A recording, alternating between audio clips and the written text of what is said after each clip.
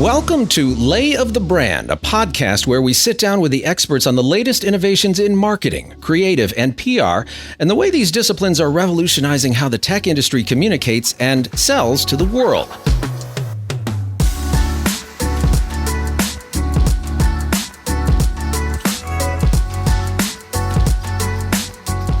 I'm Merritt Group Senior Strategist Richard Sheehy, and this time on Lay of the Brand, we hear more from a panel discussion recorded at George Mason University on reputation management in the tech industry, challenges and strategies. The session included my Merritt Group colleague Shahed Ahmed, along with NPR national news anchor Jack Speer and Microsoft's Tonya Klaus. Let's pick up where we left off in our previous episode, as Microsoft's Tonya Klaus talks about the importance of a consistent identity despite changing circumstances and market pressures. Well, I don't know that we have it perfect, but you're right. Like Europe was and is on the leading edge of a lot of the issues. And I think the key has been to try to be consistent in terms of what does that mean from an overall global perspective, because we are a global company. But there are in-country specifics, I think, and I pulled up while you all were talking that get it. Artificial intelligence is another one. In the US, we have a very specific focus on artificial intelligence, I think in hopes to get ahead of just some of the innovation happening and what we're seeing. And not that it's not happening everywhere, but the framework, and this is really actually a global framework for how we deal with not just privacy, but what are the sort of tenets we need to think about from a global perspective when it comes to artificial intelligence? And ours are fairness, reliability and safety, privacy and security, inclusiveness, and transparency. And, you know, as you were talking about data being at the center of everything, if the data you're collecting is skewed, the AI system could skew your outcomes. And it's so how do you think about human interaction with AI to ensure that you're being inclusive in the data that you're collecting, and just thinking like putting the certain lenses, no matter what country, on all of the issues. And we were talking a little bit earlier before we started. I had a conversation with someone from Amazon a couple weeks ago, and Davos is as you all know, like the Swiss sort of thought leader event World Economic of the Forum, century. yeah. The Davos World Economic Forum happens once a year, and companies show up, and there's usually a big topic of discussion. Tech for good has sort of emerged as one of many. And Amazon, the friend from Amazon said, this was our first year venturing into Davos, and we were there as observers. And this is not a knock on them. They're kind of stepping into the whole implications of like where policy thought leadership often is made or comes out of. That's one of many forums that it happens. And we've been going there for a while, and not always making news there, but sometimes using it as a platform to talk about key issues like this and how are they, like, what are the broad global implications of them? But I just wanted to mention that because I think we are at different spots along the road, so to speak. And there's a lot that we could be learning from Amazon, one of our chief competitors, in different ways, and the nimbleness that they have. And they're sort of more of a startup mentality that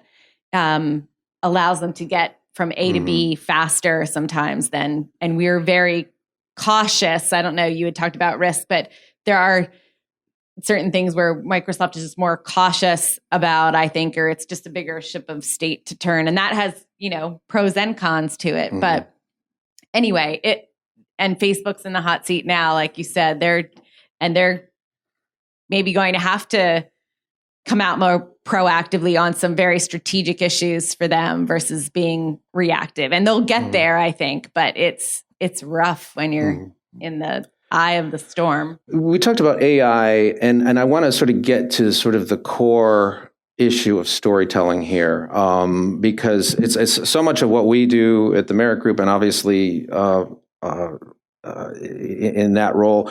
It's all about telling stories and bringing them to life. And I wanted to sort of leverage the fact that we've got Jack Speer here in your TED Talk about the importance of storytelling. Obviously, you're telling stories in a different way.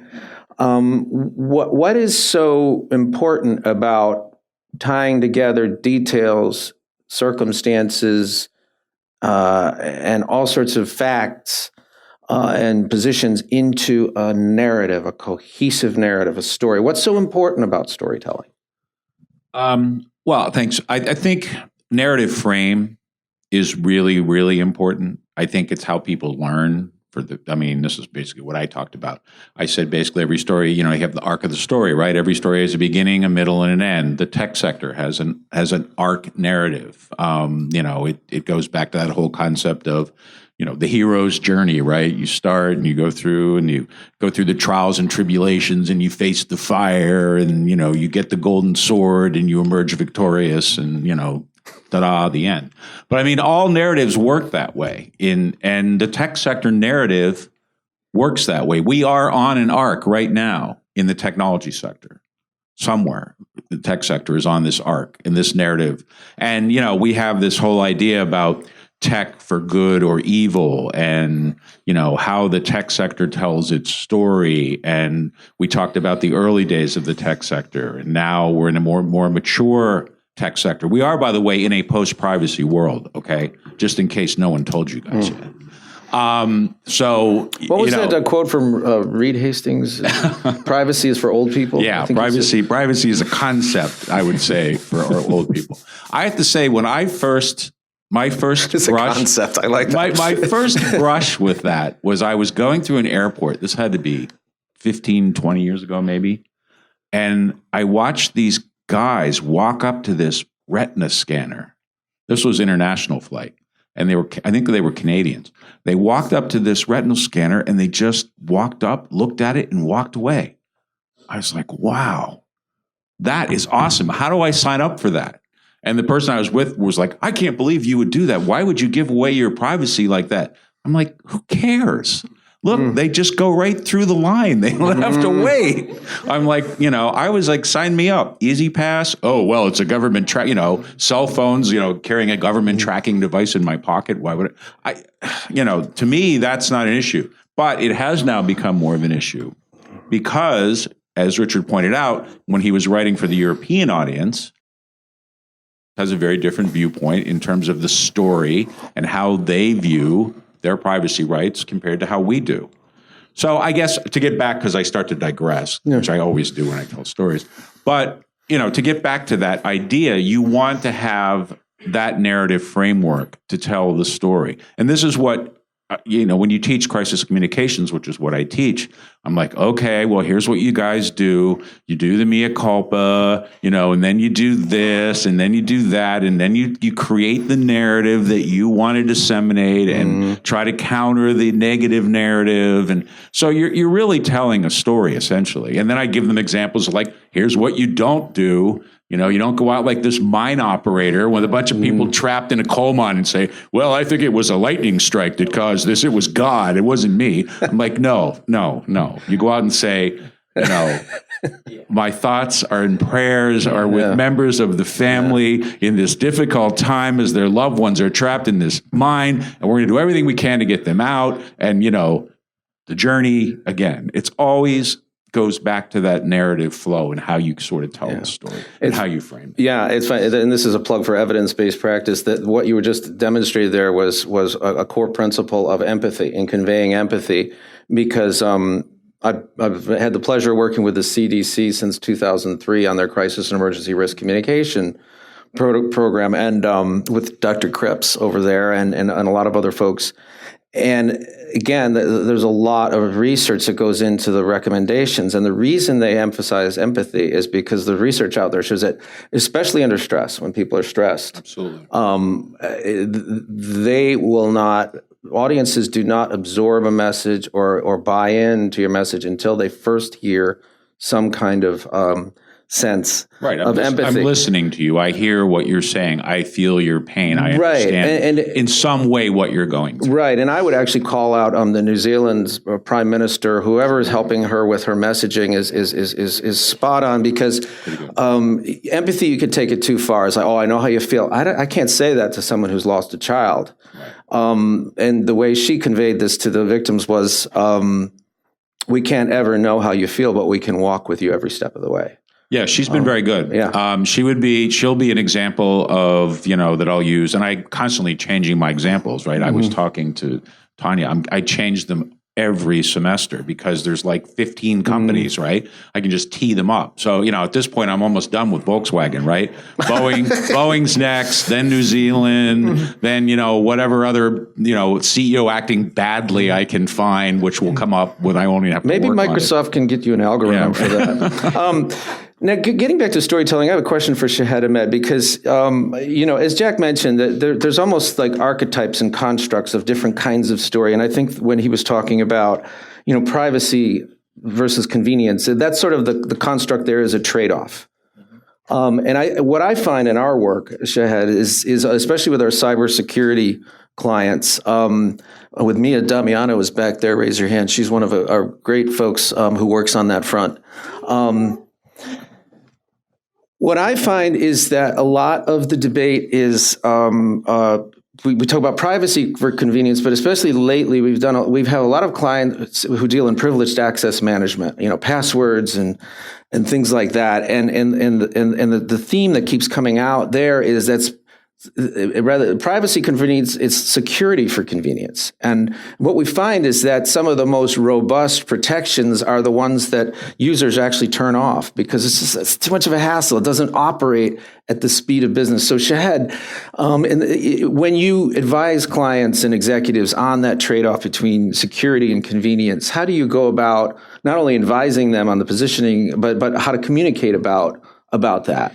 Yeah, Jack touched on this. I think the key thing is having a pulse on perception, having a pulse on perception of your audience, having a pulse on the impact that you're having on the situation, whether it's cybersecurity or privacy or whatever else. I do think, Rich, one of the biggest stories, you talked about a story, Jack, one of the biggest stories of the next century, I think, is this idea of digital identity. Is who owns the information. And I think there's going to be, reading the tea leaves on where in the continuum that story is in the world is going to be critically important, to your point, Rich, about how technology companies communicate into that world. And so what I mean by that is some of what you talked about. When you download a security software for your laptop, what permissions do you have available to you? What permissions is the company offering you? And then how are you using those permissions? One company, for example, in this whole battle for digital identity, may find a market opportunity in offering you lots of control, while other companies might find a market opportunity in offering you very little control. And so the free market, sort of the way the world works, I think is going to judge some of those decisions, and certainly your voice and the voice of the government and of the regulators that are going to come into play is going to define those decisions. But like I said, we're still very much in the early innings, and so for technology companies, it really is a matter of reading the tea leaves, and again, like I said, taking the lead on the conversation. It's critically important.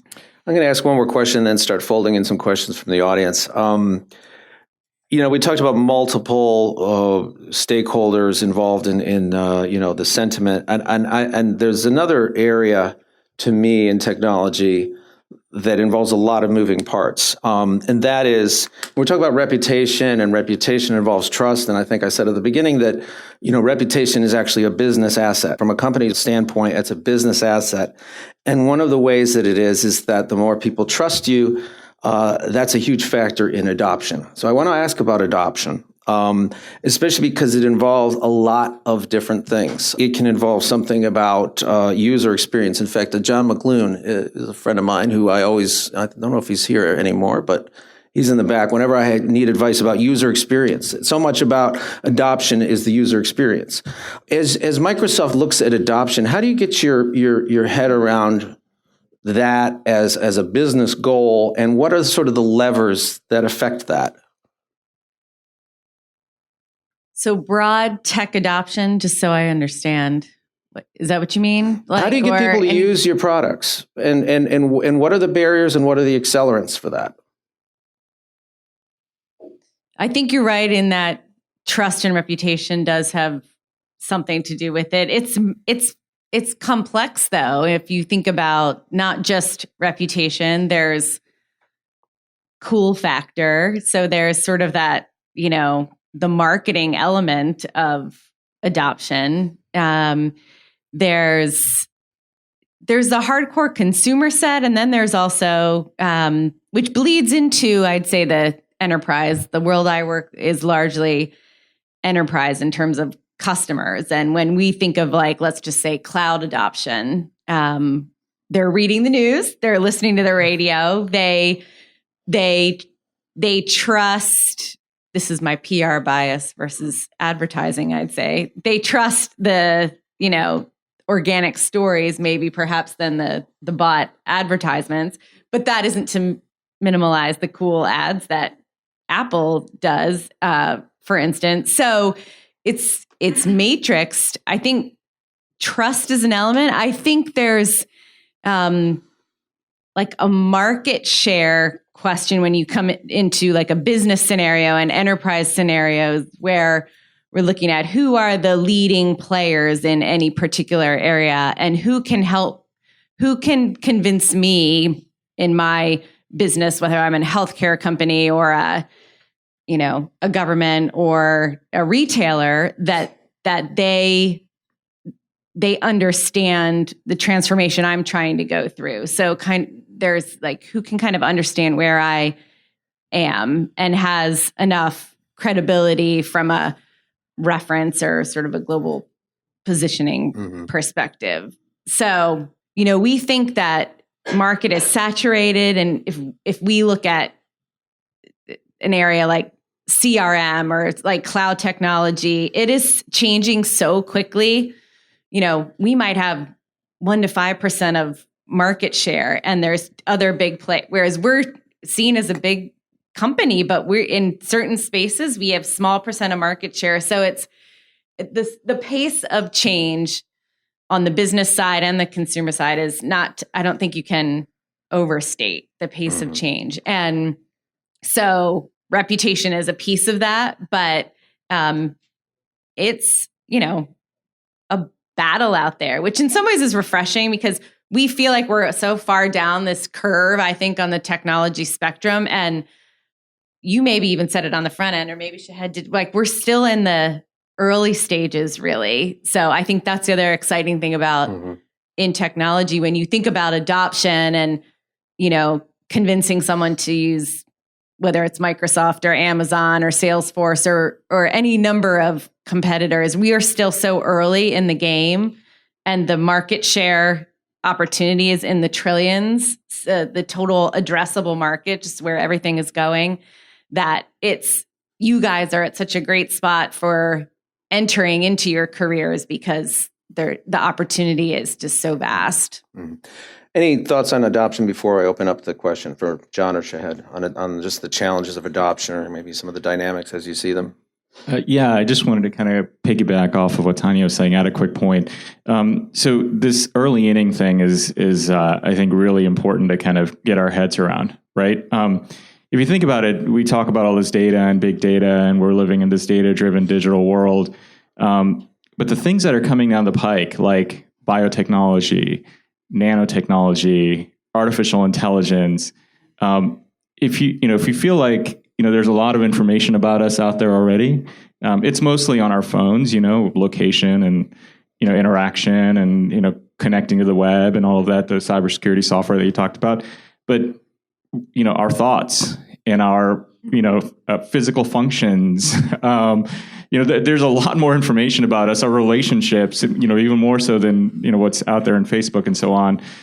So we're very much in the early innings. And to reiterate Tanya's point, which I wanted to make in this conversation at some point, is that our role is to really be out there to try to build it and define it, right? And so in building it, automation could put a lot of people out of work, right? And so what's our role? How do we help build the technology that maybe mitigates that or doesn't?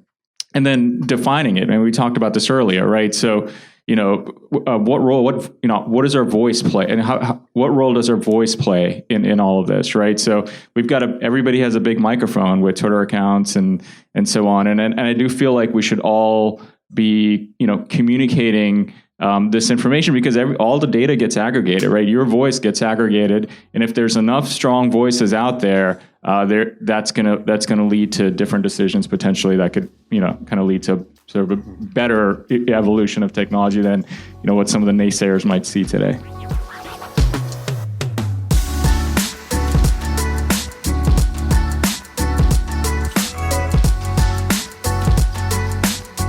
You've been listening to a special Lay of the Brand podcast featuring a joint Merritt Group and George Mason University panel discussion on reputation management in the tech industry, challenges and strategies. Lay of the Brand is brought to you by the Merritt Group, a strategic communications firm that blends the best of PR, digital marketing, and creative to help our clients tell their stories. Lay of the Brand's executive producer is Melissa Chadwick. Francesca Ella Trash is our producer and showrunner, and our assistant producers are Jessica Chapeau and Brooke McClary. Graphic design by Haley Baumgartner. Got a topic suggestion or want to share feedback with Lay of the Brand? We'd love to hear from you. Just subscribe to this podcast on Apple Podcasts or your preferred listening platform and leave us a review. Spread the word and tell your friends to like us as well. To learn more about Lay of the Brand and the Merritt Group, visit us online at layofthebrand.com.